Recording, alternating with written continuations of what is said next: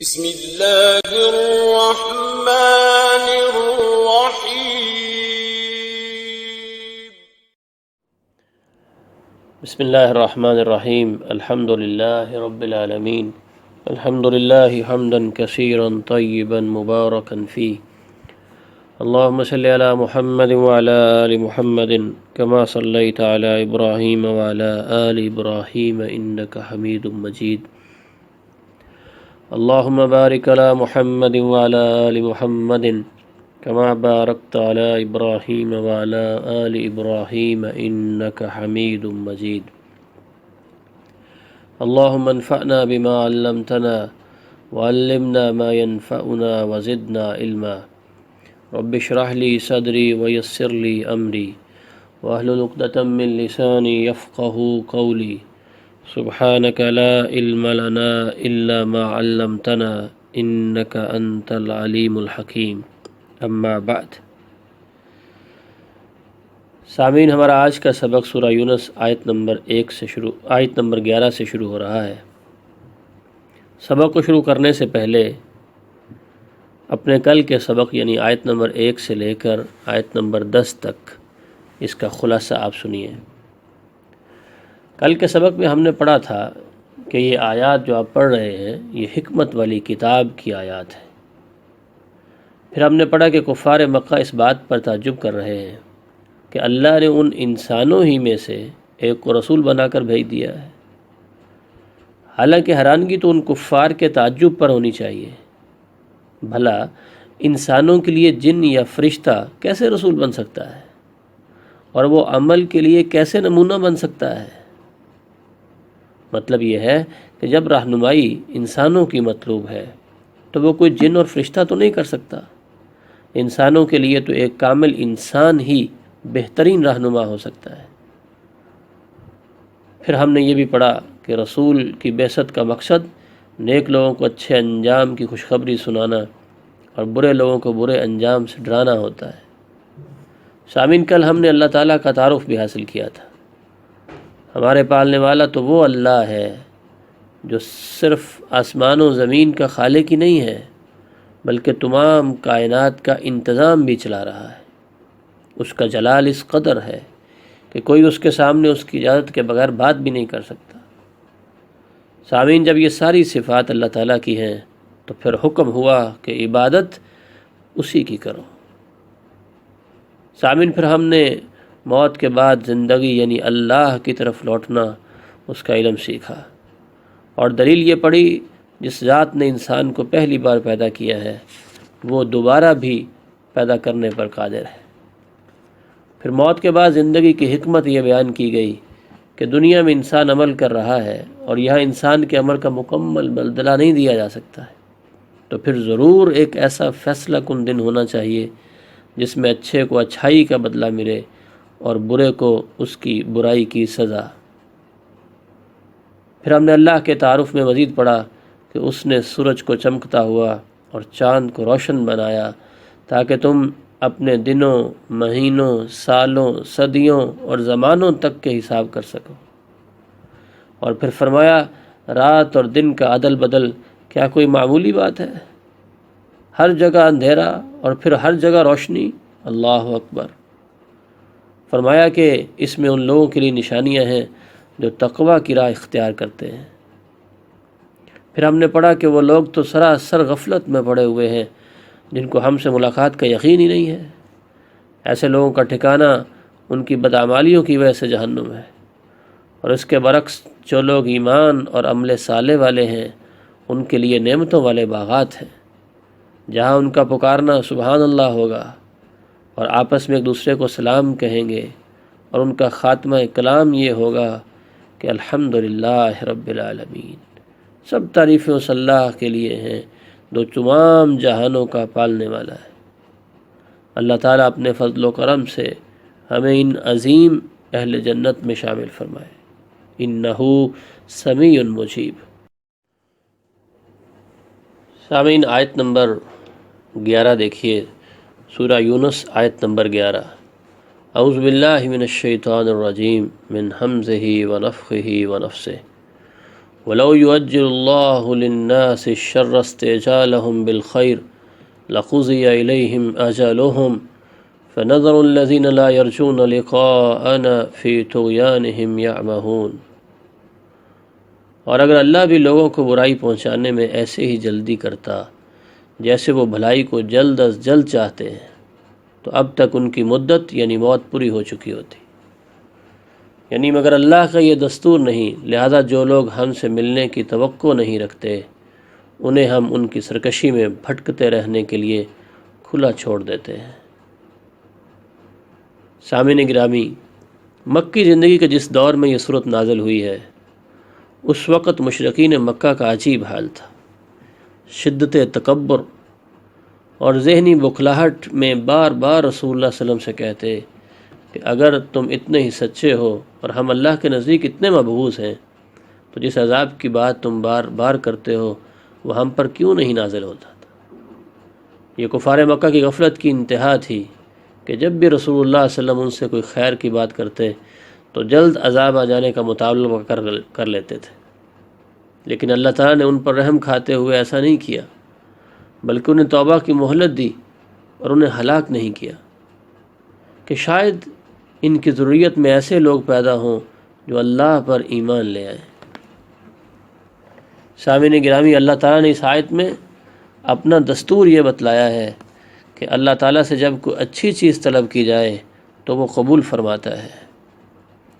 اس طرح اگر وہ تم لوگوں کی بد دعائیں بھی قبول کرنے لگتا جیسے وہ تمہاری اچھی باتیں فوراً قبول کر لیتا ہے تو اس وقت تک تم میں سے کوئی بھی زندہ نہ رہتا۔ اگر تمہاری بد دعائیں اسی طرح جلد قبول ہوتی تو تم میں سے کوئی شخص زندہ نہ بچتا۔ اللہ کا دستور یہ ہے کہ برے کاموں کے بدلہ میں یا بد دعاؤں کے نتیجہ میں فوراً عذاب نہیں نازل کیا کرتا، بلکہ لوگوں کو سنبھلنے کا موقع دیتا رہتا ہے۔ پھر اگر بار بار کی تنبیہات کے باوجود بھی لوگ نافرمانیوں سے باز نہ آئیں تب اس اللہ کی طرف سے پکڑا جاتی ہے۔ اللہ تعالیٰ ہمیں سنبھلنے کی توفیق عطا فرمائے۔ اس آیت مبارکہ کا ترجمہ دوبارہ سنیے تاکہ بات واضح ہو جائے۔ اور اگر اللہ بھی لوگوں کو برائی پہنچانے میں ایسے ہی جلدی کرتا جیسے وہ بھلائی کو جلد از جلد چاہتے ہیں تو اب تک ان کی مدت پوری ہو چکی ہوتی، مگر اللہ کا یہ دستور نہیں، لہذا جو لوگ ہم سے ملنے کی توقع نہیں رکھتے انہیں ہم ان کی سرکشی میں بھٹکنے رہنے کے لیے کھلا چھوڑ دیتے ہیں۔ آیت نمبر 12 دیکھیے، وَإِذَا مَسَّ الْإِنسَانَ الضُّرُّ دَعَانَا لِجَنبِهِ أَوْ قَاعِدًا أَوْ قَائِمًا فَلَمَّا كَشَفْنَا عَنْهُ ضُرَّهُ مَرَّ كَأَن لَّمْ يَدْعُنَا إِلَىٰ ضُرٍّ مَّسَّهُ كَذَٰلِكَ زُيِّنَ لِلْمُسْرِفِينَ مَا كَانُوا يَعْمَلُونَ۔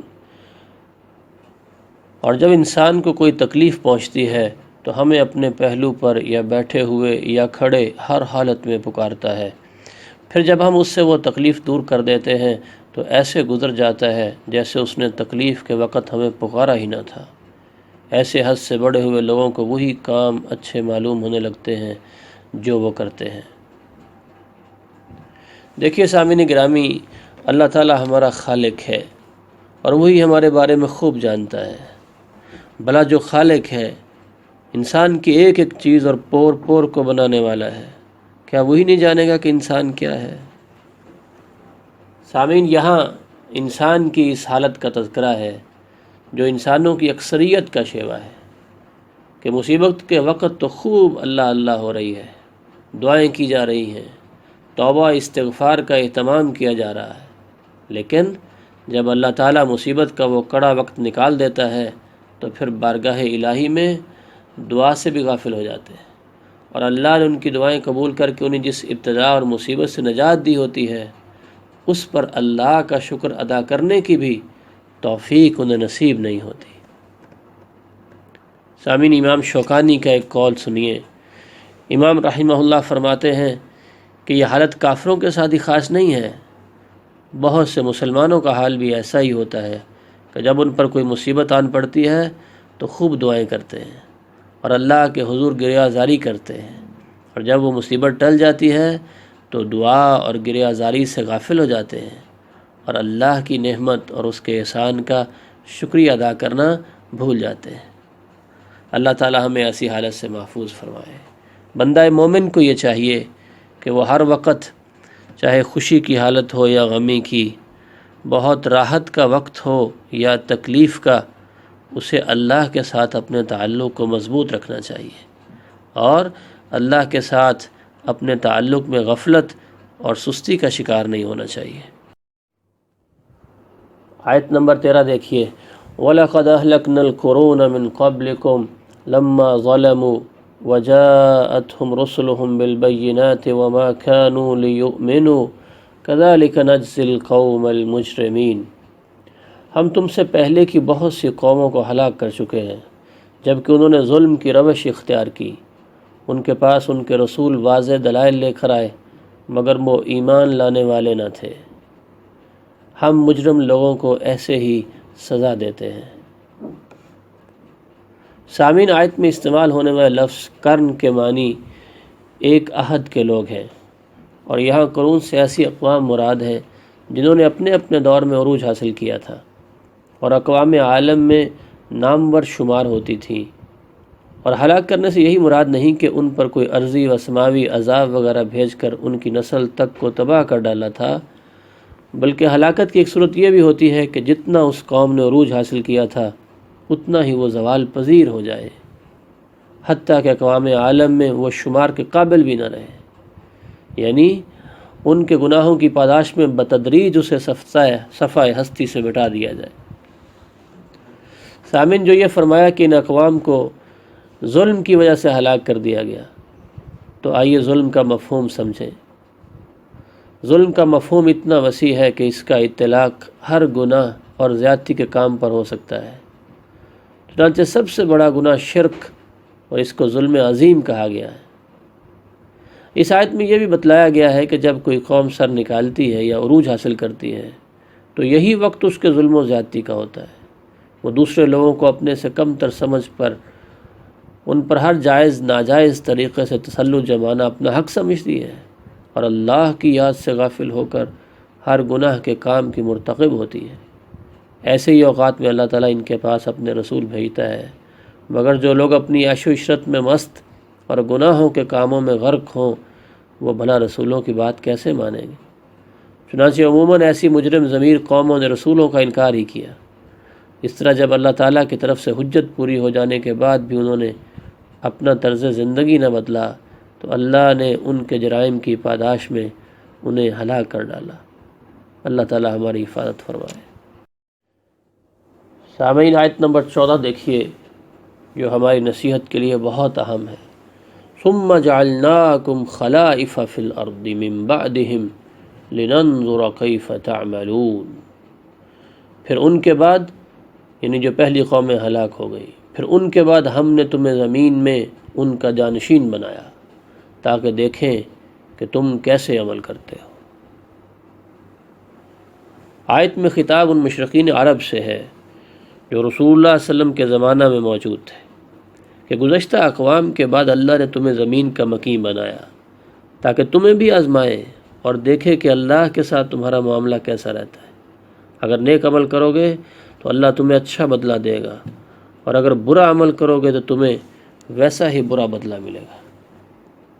سامعین، اس آیت میں ہمارے لیے بہت گہرا سبق ہے کہ جب ہمارے بڑے دنیا سے چلے گئے تو اب ہم موجود ہیں، اور ہمیں زندگی اور اس کے سامان کا دیے جانا کوئی کھیل تماشا نہیں ہے، بلکہ ہم بھی ہر وقت نوٹ کیے جا رہے ہیں کہ اب جب کہ باری ہماری ہے تو ہم زندگی کیسے گزار رہے ہیں۔ اللہ تعالیٰ کے الفاظ دیکھیے، لِنَنظُرَ كَيْفَ تَعْمَلُونَ، تاکہ ہم دیکھیں کہ تم کیسے عمل کرتے ہو۔ اور نبی کریم صلی اللہ علیہ وسلم نے فرمایا کہ اللہ تعالیٰ تمہارے جسموں کو اور تمہارے چہروں کو اور تمہارے مالوں کو نہیں دیکھتا، وَلَٰكِن يَنظُرُ إِلَىٰ قُلُوبِكُمْ وَأَعْمَالِكُمْ، اللہ تعالیٰ پوری طرح نظر لگائے ہوئے ہے اور دیکھ رہا ہے تمہارے دلوں کو اور تمہارے اعمال کو۔ ہم دیکھے جا رہے ہیں۔ سامعین، سبق یہ ہے کہ ہم تنہا ہوں یا لوگوں میں، ہمیں یاد رکھنا چاہیے کہ ہم دیکھے جا رہے ہیں۔ سامعین، یہی ایمان ہی ہے جو انسانوں کے لیے تقوی کی زندگی کا راستہ آسان کرتا ہے، اور یہی تقوی کی زندگی انسان کے لیے دنیا اور آخرت کی کامیابی کی ضمانت بن جاتی ہے۔ اللہ تعالی ہمیں یہ مضبوط ایمان نصیب فرمائے۔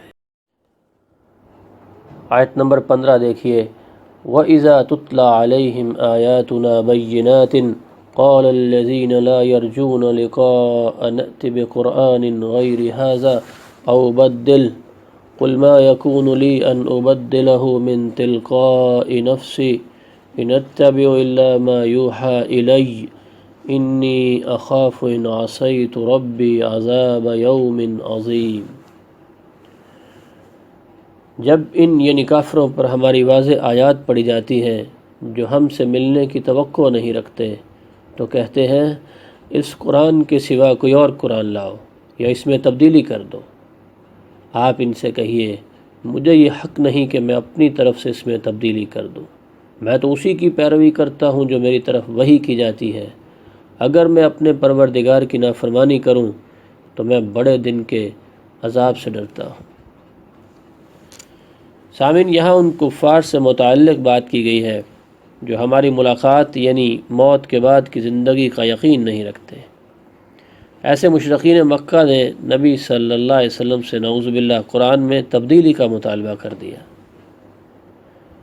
گویا مشرکین قریش یہ سمجھتے تھے کہ یہ قرآن اللہ کی طرف سے نازل شدہ نہیں بلکہ محمد صلی اللہ علیہ وسلم کا ہی تصنیف کردہ ہے، لہذا انہوں نے دو مطالبات پیش کر دیے۔ ایک یہ کہ اس قرآن کی بجائے کوئی ایسا قرآن لائیے جو ہمارے لیے بھی قابل قبول ہو، اور دوسرا یہ کہ اگر سارا قرآن دوسری قسم کا نہیں لا سکتے تو کم از کم اس میں کچھ ترمیم و تنسیخ کر دو جس کی بنا پر ہم تمہارے ساتھ صلح و سمجھوتا کی راہ استوار کر سکیں۔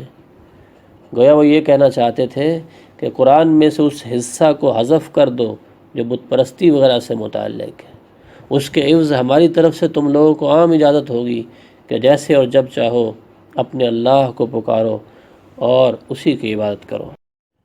سامعین گرامی، کفار کی اس مطالبے کے جواب میں اللہ تعالیٰ نے اپنے نبی صلی اللہ علیہ وسلم کو حکم دیا کہ آپ یہ بات کہیے، قل ما یکون لی ان ابدلہ من تلقاء نفسی ان اتبع الا ما یوحی الی انی اخاف ان عصیت ربی عذاب یوم عظیم۔ آپ ان سے کہیے مجھے یہ حق نہیں کہ میں اپنی طرف سے اس میں تبدیلی کر دوں، میں تو اسی کی پیروی کرتا ہوں جو میری طرف وحی کی جاتی ہے۔ اگر میں اپنے پروردگار کی نافرمانی کروں تو میں بڑے دن کے عذاب سے ڈرتا ہوں۔ سامعین، مطلب یہ ہوا کہ یہ قرآن میری اپنی تصنیف نہیں بلکہ اللہ تعالیٰ کی طرف سے مجھ پر وحی کیا گیا ہے، لہذا یہ بات میرے اختیار سے باہر ہے کہ میں کوئی اور قرآن لاؤں۔ میں اس وحی کی پیروی کا پابند ہوں جو اس قرآن میں ہے، لہذا مجھے ایسا کوئی اختیار نہیں کہ اس میں کچھ ترمیم و تنسیخ کر کے اسے اس قابل بنا سکوں جس کی بنیاد پر ہمارے اور تمہارے درمیان کوئی سمجھوتا یا درمیانی راہ طے پا سکے۔ اے نبی صلی اللہ علیہ وسلم، آپ کہیے کہ اگر میں کوئی ایسا کام کر گزروں جبکہ میں ہی اس قرآن کی اتباع کا داعی ہوں تو پھر مجھ سے بڑھ کر غلطی پر کون ہو سکتا ہے؟ میں تو اس تصور اور پھر اس کے نتیجہ میں اللہ تعالیٰ کی پکڑ کے تصور سے ہی کام اٹھتا ہوں۔ لہذا اے کفار، تمہیں ہوش کے ناخن لینے چاہیے کہ یہ کتاب الہی اللہ کی کتاب ہے اور یہ اللہ تعالیٰ کا کلام ہے جو اس نے میرے اوپر نازل کیا ہے۔ میں خود بھی اسی کی اتباع کا پابند ہوں اور تمہیں بھی اسی بات کی نصیحت کر رہا ہوں کہ تم اللہ کے احکامات کو من و عن پوری طرح سے قبول کر لو تاکہ تمہیں دنیاوی اور اخروی کامیابی حاصل ہو سکے۔ آیت نمبر 16 دیکھیے، قُل لَوْ شَاءَ اللَّهُ مَا تَلَوْتُهُ عَلَيْكُمْ وَلَا أَدْرَاكُمْ بِهِ فَقَدْ لَبِثْتُ فِيكُمْ أُمَرًا مِّن قَبْلِهِ أَفَلَا تَعْقِلُونَ۔ یعنی اے نبی، آپ کہیے اگر اللہ چاہتا تو میں تمہارے سامنے یہ قرآن نہ پڑھتا اور نہ ہی اللہ تمہیں اس سے آگاہ کرتا۔ میں نے اس سے پہلے تمہارے درمیان اپنی عمر کا بڑا حصہ گزارا ہے، پھر بھی تم سوچتے نہیں۔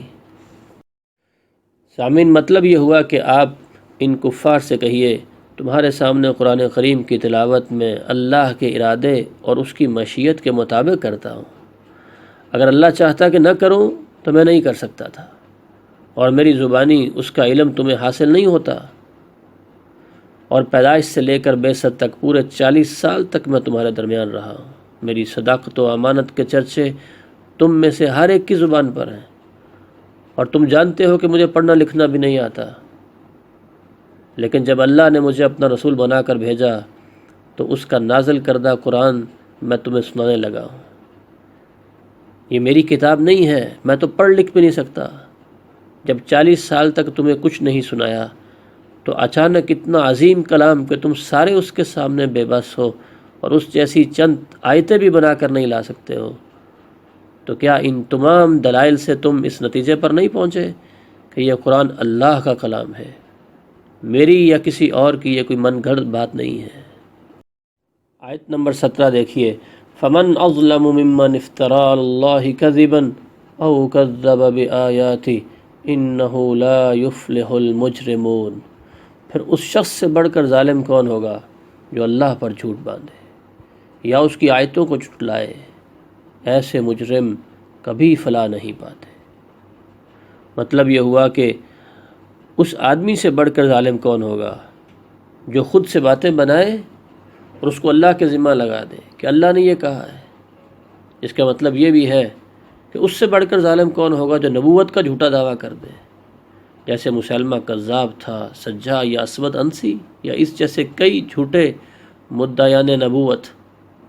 اور اس آیت کا دوسرا حصہ یہ ہے، او کذب بآیاتی، یا اس کی آیتوں کو جھٹلائے، یعنی وہ شخص بھی بڑا ظالم ہے۔ اس نے خود سے کچھ باتیں بنا کے اللہ کے ذمہ تو نہیں لگائیں، لیکن جب اللہ کی طرف سے اللہ کے رسول کے ذریعے سے اس تک اللہ کے پیغامات پہنچ گئے تو اس نے ان کو جھٹلا دیا۔ یہ بھی بہت بڑا ظلم ہے۔ آیت نمبر 18 دیکھیے، وَيَعْبُدُونَ مِن دُونِ اللَّهِ مَا لَا يَضُرُّهُمْ وَلَا يَنفَعُهُمْ وَيَقُولُونَ هَؤُلَاءِ شُفَعَاؤُنَا عِندَ اللَّهِ قُلْ أَتُنَبِّئُونَ اللَّهَ بِمَا لَا يَعْلَمُ فِي السَّمَاوَاتِ وَلَا فِي الْأَرْضِ سُبْحَانَهُ وَتَعَالَى عَمَّا يُشْرِكُونَ۔ یہ لوگ اللہ کو چھوڑ کر ایسی چیزوں کی پرستش کرتے ہیں جو ان کا نہ کچھ بگاڑ سکے اور نہ فائدہ پہنچا سکے، اور کہتے یہ ہیں کہ اللہ کے ہاں یہ ہمارے سفارشی ہوں گے۔ آپ صلی اللہ علیہ وسلم ان سے کہیے، کیا تم اللہ کو ایسی بات ہی خبر دیتے ہو جس کا وجود نہ کہیں آسمانوں میں اسے معلوم ہوتا ہے اور نہ زمین میں؟ وہ ایسی باتوں سے پاک اور بالا تر ہے جو یہ شرک کرتے ہیں۔ سامعین، یہاں مشرقین عرب کی کم عقلی کا ذکر ہے کہ وہ اللہ کے بجائے ان بتوں کی یا دیگر چیزوں کی پوجا کرتے ہیں جو نہ انہیں نقصان پہنچا سکتی ہیں اور نہ نفع، اور ان کے بارے میں گمان کرتے ہیں کہ وہ اللہ کے نزدیک ان کے سفارشی بنیں گے تاکہ وہ انہیں عذاب نہ دے،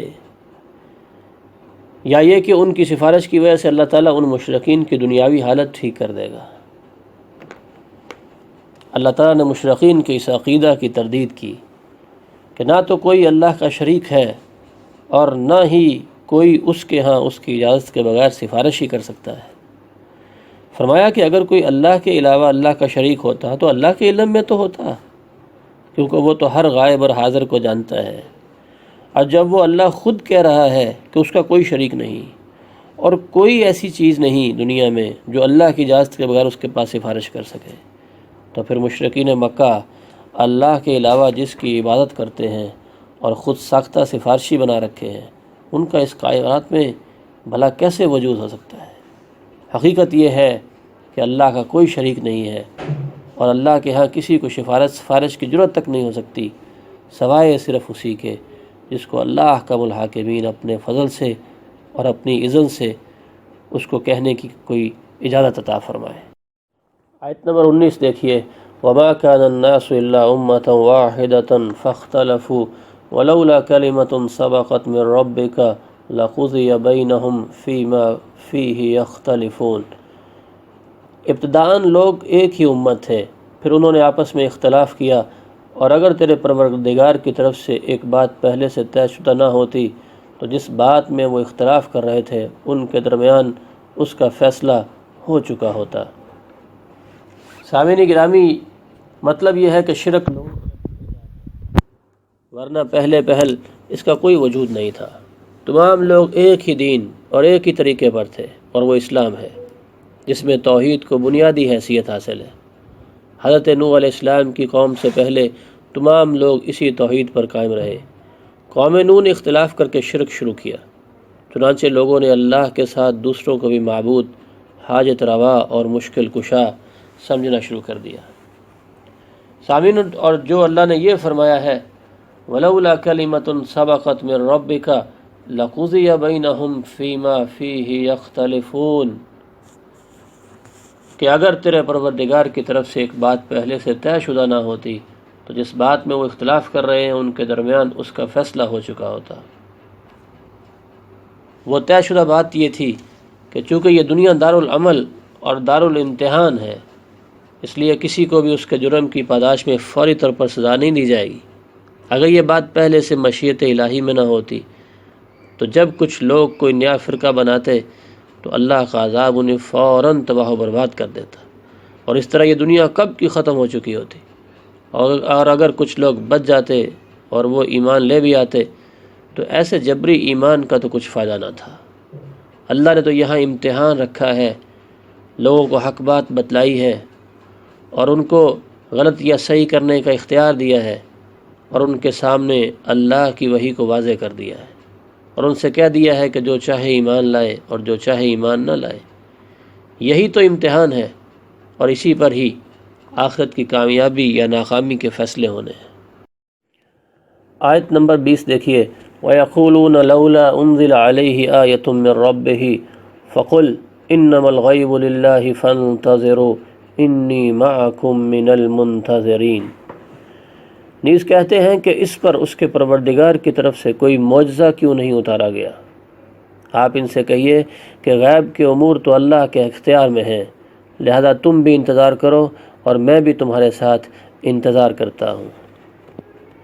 سامعین، معجزہ سے مراد ایسا حسی معجزہ ہے جس کا کفار مطالبہ کر رہے تھے، مثلا یہ کہ فلاں پہاڑ سونے کا بن جائے، یا اس سرزمین سے کوئی چشمہ پھوٹ نکلے، یا ہمارے گزرے ہوئے آباء و اجداد زندہ ہو کر ہمارے سامنے آ کر ہمیں حقیقت حال سے مطلع کریں، وغیرہ وغیرہ۔ ان کا مطالبہ کچھ اس لیے نہ تھا کہ جو ہی وہ معجزہ دیکھ لیں گے تو فوراً ایمان لے آئیں گے، بلکہ یہ محض ایمان نہ لانے کا بہانہ تھا، ورنہ وہ کئی معجزات ایسے دیکھ چکے تھے جو ایمان لانے کے لیے بہت کافی تھے۔ مثلا ان تمام معجزات میں سر فہرست قرآن بذات خود ایک ایسا معجزہ تھا۔ ان کافروں کے مطالبہ معجزہ کے جواب میں اللہ تعالیٰ نے فرمایا کہ آپ صلی اللہ علیہ وسلم ان سے کہیے جو نشانیاں آ چکی وہ تم نے بھی دیکھ لی ہیں اور میں نے بھی، اور جو بھی آنے والی ہیں ان کا مجھے بھی کچھ علم نہیں، کیونکہ میں غیب کی باتیں نہیں جانتا، لہذا تم بھی ایسی آنے والی نشانیوں کا انتظار کرو اور میں بھی کرتا ہوں۔ چنانچہ اللہ تعالیٰ نے ان لوگوں کو اپنی کئی نشانیاں دکھلا دیں، مثلا ان کی خواہشات اور مسلسل رکاوٹوں کے برعکس اسلام کا بول بالا ہو گیا۔ مسلمانوں کو اکثر جنگوں میں تائید الہی میسر آتی رہی، اور کفار ہر میدان میں پٹتے رہے اور ذلیل ہوتے رہے، حتیٰ کہ آپ صلی اللہ علیہ وسلم کے دنیا کے جانے تک جزیرہ عرب سے کفر و شرک کا مکمل طور پر خاتمہ ہو گیا تھا۔ مطلب یہ ہوا کہ اگر ان کفار نے ایمان لانا ہے تو پہلے سے ہی کئی نشانیاں موجود ہیں، اور ہم مسلسل ان کو نشانیاں دکھاتے بھی چلے جا رہے ہیں، تو ان کا نشانیاں دکھانے کا مطالبہ سوائے ایک بلا وجہ کی بات کے کوئی حقیقت نہیں رکھتا۔ سامعین، اپنے سبق کو ہم یہیں پہ روکتے ہیں۔ اللہ تعالیٰ اسی کے اندر ہی برکت پیدا فرمائے اور ہمیں علم نافع اور عمل صالح کی توفیق عطا فرمائے۔ اللہم اغفر لنا وللمؤمنین والمؤمنات والمسلمین والمسلمات والف بین قلوبہم واصلح ذات بینہم وانصرہم علی عدوک وعدوہم۔ ربنا اغفر لنا ولاخواننا الذین سبقونا بالایمان ولا تجعل فی قلوبنا غلا للذین آمنوا ربنا انک رؤوف رحیم۔ رب ارحمہما کما ربیانا صغیرا۔